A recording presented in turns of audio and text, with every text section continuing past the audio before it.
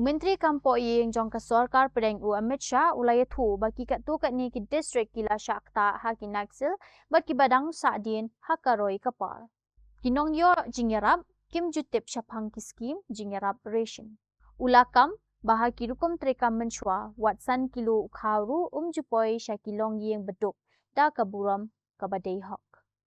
Ula bin rap baka sarkar kaban menta kalapin kelabat pin bahaya ke rukom sam jingerap padba da kaba pin bet ya ki rukom trekam bat pin tikna ba ki jingerap ki poisha ki batai hok.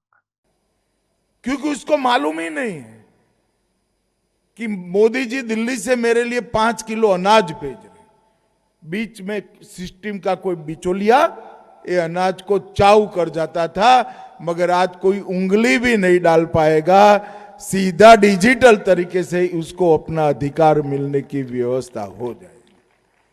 जिस तरह से DBT ने इस देश में से 15 लाख करोड़ से ज्यादा घपले घोटाले को समाप्त कर दिया, इसी तरह से खाद्य आपूर्ति मंत्रालय का एक कदम आने वाले दिनों में ट्रांसपेरेंट डिस्ट्रीब्यूशन सिस्टम सुनिश्चित करेगा, उसका मुझे भरोसा है।